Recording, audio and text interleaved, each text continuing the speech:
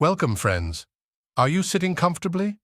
Today, I would like to tell you about Scotland's Banshee, a tale steeped in the mists of folklore, where the veil between the living and the dead is thin, and the cries of the otherworld echo through the glens. Let us journey together into the heart of Scotland, where the winds carry whispers of an ancient spirit. The story begins in the rugged highlands of Scotland, where the land is wild and untamed. The sun dips low on the horizon, casting long shadows over the heather-covered hills. A chill wind sweeps through the glens, carrying with it the scent of damp earth and pine. In the distance, the faint sound of a stream trickles through the silence, a soothing melody against the growing darkness. It is said that in these lands, where the mountains rise like jagged teeth and the lochs glisten like shards of glass, the Banshee roams. Known in Gaelic as the Bean Sith, or Woman of the Fairies, she is a harbinger of death, her mournful wails foretelling the passing of a soul. But unlike the Irish Banshee, who is often tied to noble families, the Scottish Banshee is a solitary figure, bound to the land itself, appearing to those whose time has come, regardless of their station. In a small crofter's cottage nestled at the edge of a dense forest, a family gathers around the hearth. The fire crackles, casting flickering shadows on the stone walls. The father, a weathered man with hands calloused from years of toil, tells his children stories of the Banshee. His voice is low, almost reverent as he describes her. A pale figure with long, flowing hair, her eyes red from weeping, and her voice a haunting lament that chills the blood. The children listen wide-eyed, clutching their blankets tightly. The mother, stirring a pot of stew, warns her husband not to frighten them. But the father insists, it is not fear we should feel, but respect. The Banshee does not harm, she only warns. To hear her cry is to know that death is near and to prepare for what is to come.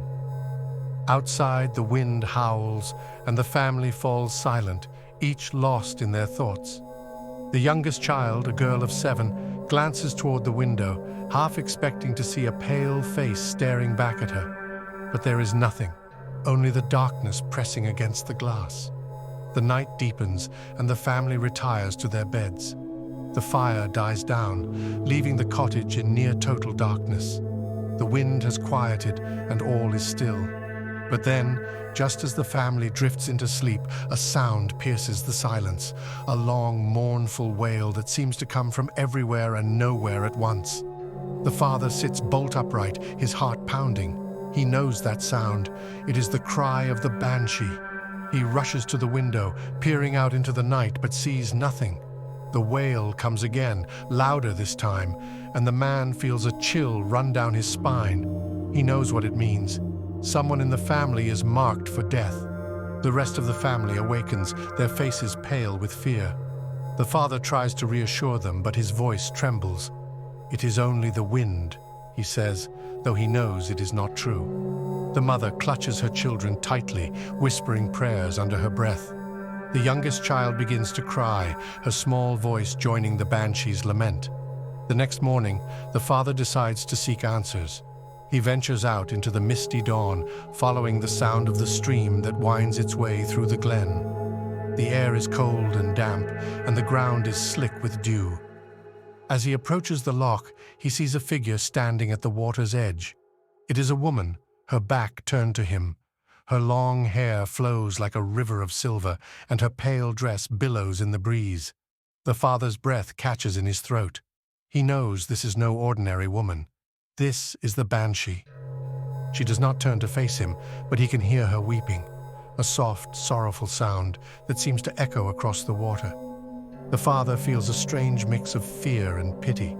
He wants to speak, to ask her who will die, but his voice fails him. Instead, he watches as she slowly fades into the mist, leaving only the sound of her cries behind. The father returns to the cottage, his face ashen. He does not tell his family what he has seen, but they can sense that something is wrong. The day passes in uneasy silence, the shadow of the Banshee's cry hanging over them. That evening, as the sun sets and the sky turns a deep, bloody red, the family's eldest son, a young man of 20, collapses suddenly. His face is pale, his breathing shallow. The family rushes to his side, but it is too late. He passes away quietly, his eyes closing as if in sleep. The mother wails in grief, her cries echoing through the cottage. The father holds her tightly, his own tears streaming down his face.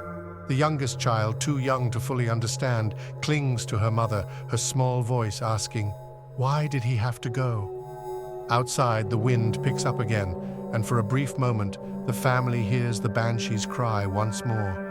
It is softer this time, almost gentle, as if mourning alongside them. And then it fades, leaving only the sound of the wind and the rustling of the trees. In the days that follow, the family buries their son in the small cemetery near the village. The father tells the villagers of the banshee's warning, and they nod solemnly, for they too have heard her cries in the past. She is a part of their lives, a reminder of the fragility of existence and the inevitability of death. The family grieves, but they also find comfort in the knowledge that their son's passing was not sudden or unexpected. The banshee's cry had given them time to say their goodbyes, to hold him close one last time. In this way, they come to see her not as a figure of fear, but as a guide, a bridge between the living and the dead. And so, the legend of Scotland's Banshee lives on, her mournful cries echoing through the glens and lochs, a timeless reminder of life's fleeting nature and the enduring bond between this world and the next. And so, dear friends, our tale comes to an end.